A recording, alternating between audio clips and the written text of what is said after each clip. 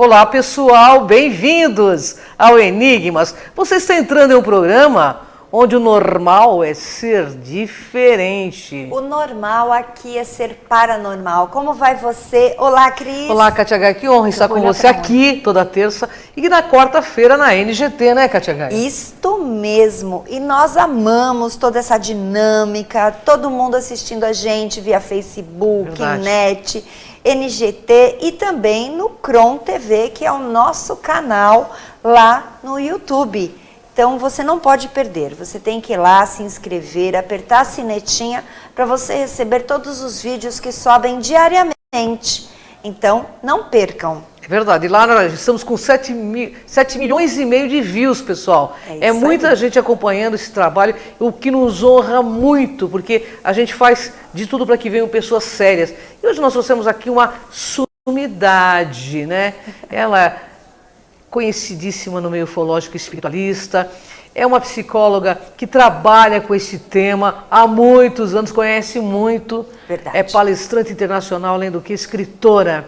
Vamos apresentar aqui, Kátia Gaia, doutora Gilda Moura. Olha para onde. Gratidão, doutora, pela sua presença aqui, ó. Sua câmera é essa. Tá, boa tarde. São muitas. A todos e agradecimento a vocês duas, honra enorme estar contigo aqui. Eu gosto muito de estar aqui, porque eu acho que vocês fazem uns programas bastante inteligentes, com temas interessantíssimos.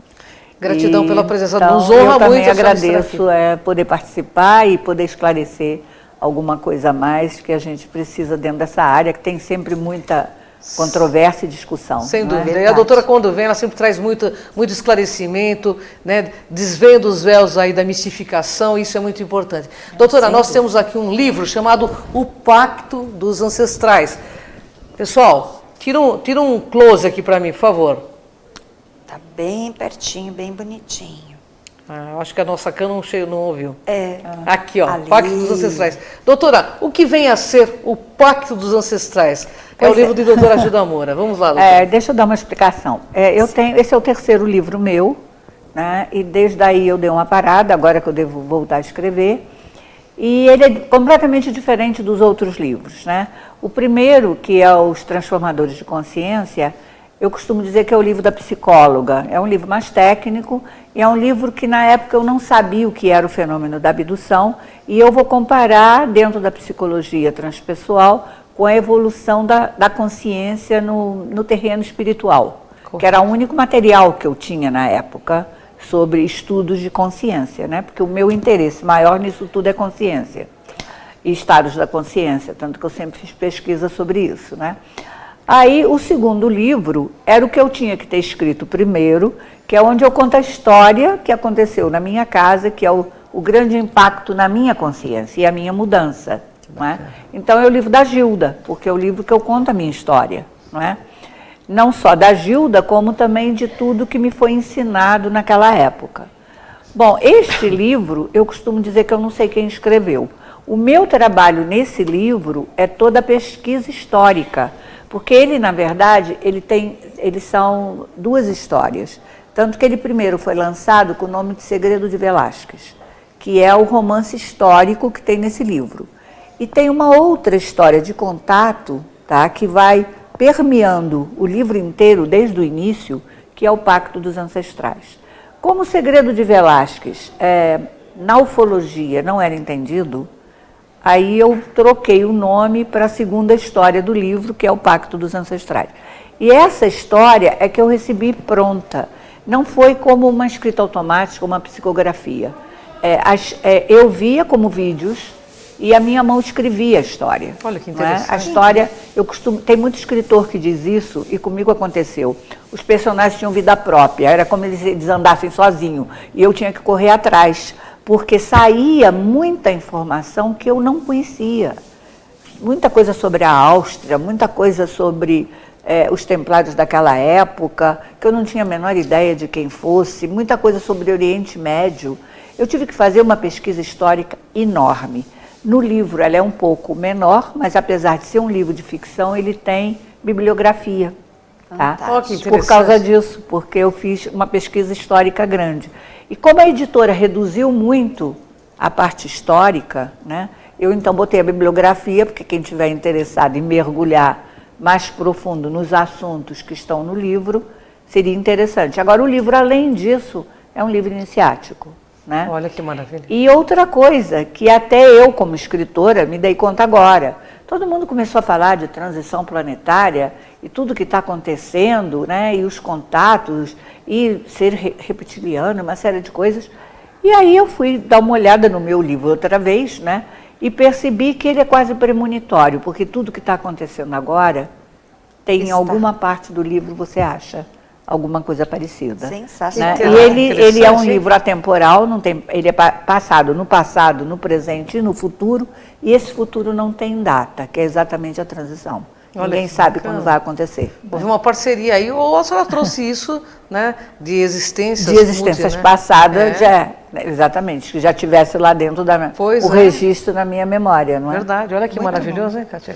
Mas o que é o pacto dos ancestrais, exatamente? É exatamente o que tem no livro, em duas partes, que diz assim, que vai contar os antecedentes da história, tá? E ainda tem um detalhe interessante, se você prestar atenção na forma que é o livro da escrita, do português da escrita, você vai ver que os antecedentes da história têm um português, uma forma de escrever diferente do resto do livro. Interessante. Tá? E esses antecedentes é justamente que vai mostrar a vinda de seres de Órion, tá? Ao planeta Terra. Quando eles chegam aqui, o que eles fazem? Isso ainda antes do grande cataclismo, ou antes daquela grande enchente ou dilúvio que houve no passado. Eles chegam muito antes disso. Então, tudo que eles vão fazendo a partir daquela época e o que vai acontecer na época dessa catástrofe, né? Quando uma parte vai para os mundos subterrâneos, outra parte volta para o planeta, até que eles retornam, e daí que vai criar, que é a parte principal, aí o pacto, que é a corrente sanguínea. Opa, que interessante. Que o contato não é por acaso, o contato tem uma herança sanguínea. Perfeito. Que interessante, hein? Mas agora eu tenho muitas perguntas, doutora. Tá bom. As perguntas é bom porque vai me lembrando, né? O que tem a ver, por exemplo, tudo isso com o mundo de Mu, o território de Mu aí? Bom, o território de Mu tem o seguinte, não só na minha história, como em muitas histórias dos atuais contatados e híbridos, tá? Tem uma lembrança de sabedoria, ou um conhecimento desse continente perdido, que a nível terráqueo, vamos dizer assim, né, ao nível científico, nós não temos como provar a existência dele. Só a nível mítico, histórico, filosófico que tem. Na minha história ele é muito importante, porque depois que eu tenho o encontro com aquele ser que no primeiro livro eu chamo de Ramon, que está no Rio Subterrâneo, a primeira noite em que eu perguntei para ele, quando eu quisia contatá-lo, o que eu tinha que fazer. Ele disse nada, você só relaxa e pensa em mim. Para quê? Eu fui relaxar, pensar nele, isso aqui girou, que eu não tinha a menor ideia, em alta velocidade, eu comecei a ver cores e pronto, estava em cima do planeta voando, né? E no passado, porque eu estava voando e tinha uma voz de alguém me acompanhando, que eu não vi, nem sabia quem era, mas que vai me mostrar a América do Sul e um continente no Pacífico, tá? Eu não sabia nada, nem que existia algum território chamado Mu. Eu só conhecia a Atlântida, que todo mundo conhece e ouve falar. E eu penso na Atlântida. Sim. E quando eu penso na Atlântida, a voz diz assim para mim, presta atenção que está do lado esquerdo das Américas. Tá? Bom, aí depois disso é que eu vou pesquisar e vou descobrir que tenha muita coisa antiquíssima, inclusive na Índia, na Indonésia, nos Maias, tá? E aí tem um livro do Coronel Schwartz que vai falar sobre esse continente, a possibilidade de ter existido esse continente. E quando eu começo na ufologia, o Rafael Durá, que é um senhor que já morreu, tá? Ele foi um dos grandes professores de quase todos os ufólogos daquela época. E quando ele vai me dar a primeira aula, a primeira coisa que ele me ensina é o seguinte, não confunda Mu com Lemúria. São duas coisas separadas. E o esoterismo todo, Blavatsky, todo mundo fala de Lemúria. Mas tá? não fala de A Lemúria. Só que a Lemúria, naquela época, ela tá lá do outro lado, ela está perto da parte indiana, Indonésia, ela é por ali que era a Lemúria, que é tão citada em todas as partes esotéricas. Mu está do outro lado do Pacífico. Mas, apesar disso, todos ainda confundem, porque eu tenho mesmo um livro da Biblioteca Rosa Cruz sobre o continente perdido da Lemúria, tá? E vai colocar como se fosse Mu, e que o pessoal dali teria passado não só para a América do Sul, para Peru, para esse lado todo, como para o Havaí, né? A Ilha de Páscoa, Maui, que seriam remanescentes, mas também por toda a Califórnia, e que chegariam até o Monte Shasta, onde estaria uma cidade subterrânea, com todos os remanescentes dessa época. Quer dizer, então, mesmo dentro do esoterismo, até hoje, é muito confundido a Lemúria com Mu, e são duas coisas separadas. Então, Mu seria, já a pergunta, Cris, seria realmente a pátria-mãe, vamos dizer assim. Onde seriam as mulheres, né? Que seriam, da onde teria vindo uma boa parte de todo o conhecimento humano, teria nascido no território de Mu. E quase todos os contatados e muitos dos híbridos têm essa memória. Sim. Tá? Fantástico. Nossa, fantástico. Não, eu vou querer saber depois do intervalo, você precisa me perguntar o que é essa consanguinidade, Kátia? Porque doutora Ajuda tem eu preciso de umas 5 horas de programa, gente. É verdade, quando entraram aqui para avisar que já era intervalo, eu falei, não é possível. A gente vai para um rápido intervalo, doutora, e a gente volta já já. Doutora Ajuda é fantástica, você está gostando, eu também. Fica aí plugadinho, tá? Sai daí não, vem cá com a gente nessa jornada. Uma aula deliciosa.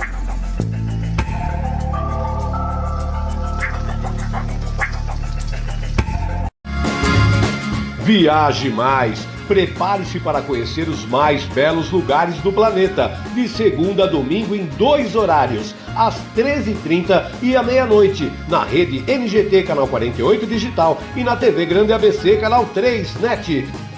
Agora você tem um encontro marcado com Walter Esteban no programa Viaje Mais!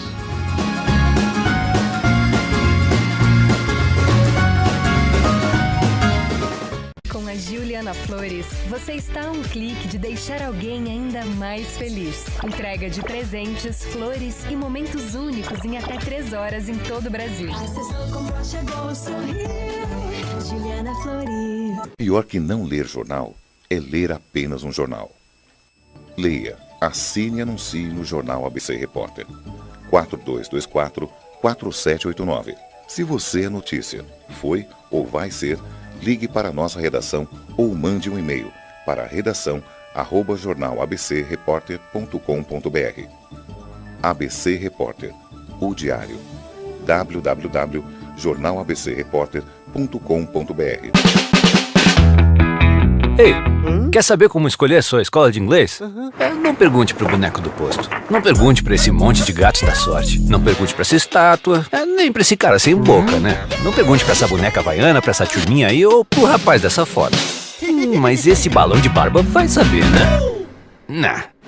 Pergunte pra quem já faz IASIG e faça a escolha certa. Agora no IASIG você pode falar direto com nossos alunos e pais de alunos, tirar suas dúvidas e descobrir todos os motivos para estudar inglês aqui. Fale com a gente, fale com o mundo. IASIG, você cidadão do mundo. Sejam bem-vindos a To Go no Grande ABC! Confira os endereços da To Go, o seu mercado de congelados do ABC. A To Go oferece variedades em produtos congelados, um conceito de loja atacado e varejo, com produtos e custos baixíssimos. São 8 categorias: massas, pães de queijo, salgados, legumes, frutas, sobremesas, sopas e cremes. E uma linha deliciosa de sorvetes em massa, palitos e artesanais. To Go, mais prático, mais rápido, mais econômico.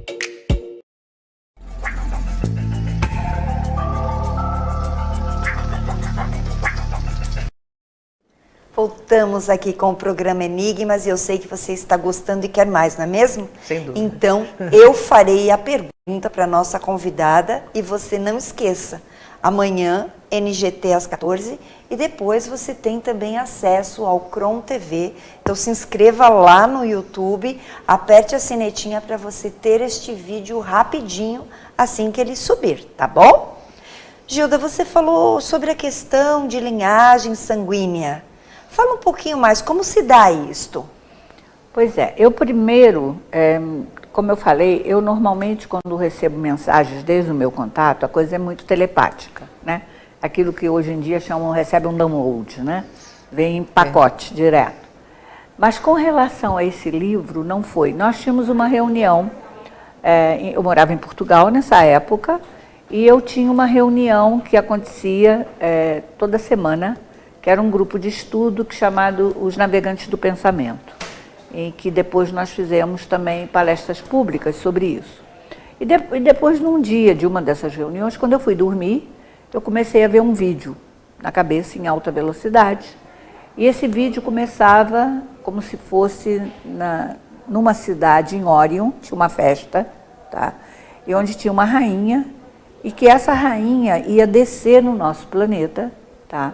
E eu vou vendo aquele vídeo, eu vi o vídeo até chegar na Arca da Aliança. Quando chegou na Arca da Aliança, eu pensei assim, eu vou esquecer tudo isso, eu não estou escrevendo, não é? Resolvi sentar para escrever, o vídeo apagou, lógico. Eu saí do relaxamento, fui escrever, cheguei até a Arca da Aliança. Bom, aí isso ficou para trás, até um dia que eu vou receber um quadro, que esse quadro tem, aí dentro do livro tem o quadro da menina do quadro de Velázquez, por isso que o primeiro chamava O Segredo de Velázquez. Sim. Porque eu recebo o quadro da princesa Marguerite da Áustria, que foi pintada pelo pintor Velázquez 6 vezes, tá? Como uma coisa especial, e como se aquele quadro é considerado um dos quadros mais importantes da pintura mundial, por causa de som e luz, mas ninguém sabe, todo mundo sabe que o quadro tem um segredo, né? E como eu cresci no meu quarto com um retrato da princesa que meu pai colocou lá na minha frente, né? Quando eu recebo esse quadro, que o Ramon que vai me levar, o ser do meu contato, que vai me entregar esse quadro em Portugal, né? E do momento que esse quadro entra na minha casa, começa a vir a história, que eu falei que eu não sabia de onde veio, essa história aflora a partir do recebimento desse quadro. Espera só um pouquinho, doutora. Nós estamos tendo um probleminha técnico e a gente volta já já. Só um segundinho, pessoal.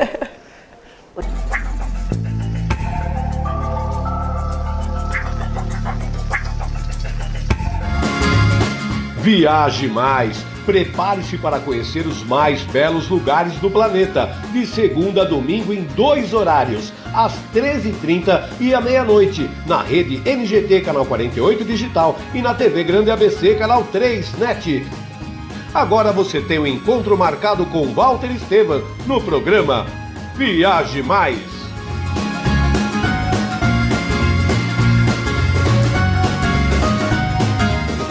Com a Juliana Flores, você está a um clique de deixar alguém ainda mais feliz. Entrega de presentes, flores e momentos únicos em até 3 horas em todo o Brasil. Pior que não ler jornal é ler apenas um jornal. Leia, assine e anuncie no Jornal ABC Repórter. 4224-4789. Se você é notícia, foi ou vai ser, ligue para a nossa redação ou mande um e-mail para redação@jornalabcreporter.com.br. ABC Repórter, o diário. www.jornalabcreporter.com.br. Ei, quer saber como escolher a sua escola de inglês? Não pergunte pro boneco do posto. Não pergunte pra esse monte de gatos da sorte. Não pergunte pra essa estátua. Nem pra esse cara sem boca, né? Não pergunte pra essa boneca havaiana, pra essa turminha aí ou pro rapaz dessa foto. Mas esse balão de barba vai saber, né? Nah. Pergunte pra quem já faz IASIG e faça a escolha certa. Agora no IASIG você pode falar direto com nossos alunos e pais de alunos, tirar suas dúvidas e descobrir todos os motivos para estudar inglês aqui. Fale com a gente, fale com o mundo. IASIG, você cidadão do mundo. Seja...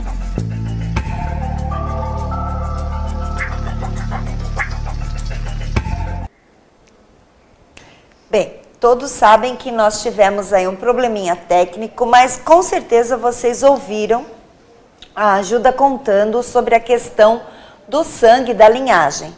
Gilda, você falou do retrato. Isso. Continuando daí. Pois é, aí eu vou pesquisar, né, toda essa parte dessa princesa e vou andar para trás para chegar naquilo que eu tinha visto de Orion, né? E vou então descobrir em tudo que eu vou ler e pesquisar, que foi muita coisa, que teria existido uma corrente sanguínea a partir do Egito com a mãe de Akhenaton, tá? A partir da rainha Tiê, que ela já era considerada diferente, que provavelmente não era egípcia, tá? Tem inclusive na tumba dela cabelo vermelho, que não sei se eles já pintavam o cabelo ou se ela tinha naturalmente cabelos vermelhos, né? Então essa corrente sanguínea viria daí e vai até Jesus, tá? E é a partir daí que vai entrar toda a história da corrente sanguínea merovingia, toda essa parte dos reis, tá? Então esta corrente vai chegar nessa princesa. Ela tem um acúmulo de várias linhagens na princesa Marguerite, tá? E que daí é que vai continuar espalhando esse sangue pelo mundo, não é? Hoje em dia vai ser muito difícil você saber quem tem a linhagem pura, apesar que vários príncipes na Europa ainda, principalmente o príncipe de Albany, ainda gritam que são os herdeiros únicos dessa linhagem sanguínea. Na verdade, tem muita coisa sobre os merovingios, né? E a origem dos merovingios, na verdade, seria de um ser humano que teria tido um filho com um ser aquático. E daí vem o peixe, e Cristo, o cristianismo é o peixe. Olha que doutora Gilda precisa voltar aqui só para falar disso, mas eu não quero perder tempo. Eu sou fascinada por esse tema. Eu sei que dia 21 de setembro... Então eu acho que os contatados têm a ver com isso. Tem a ver com isso, né? Dia 21 de setembro, falando em contatados, nós teremos uma reunião aqui em São Paulo. Fala um pouquinho dessa reunião e por que desse grupo Contatados montado por você em vários estados do Brasil. Esse grupo começou com a ideia de que os contatados têm uma herança diferenciada e têm potencialidades e paranormalidades também diferenciadas, tá? E que muitos deles têm esses poderes e não sabem usar. Outros estão usando até esses poderes contra eles mesmos e muitos têm coisas diferentes e criativas. E alguns ainda precisam de apoio para se reequilibrar. Então, a gente resolveu criar um espaço deles terem voz. Não só voz para contar suas histórias, que geralmente é um lugar em que são acolhidos, ninguém vai criticar, nem vai ridicularizar. Então, eles podem ser ouvidos.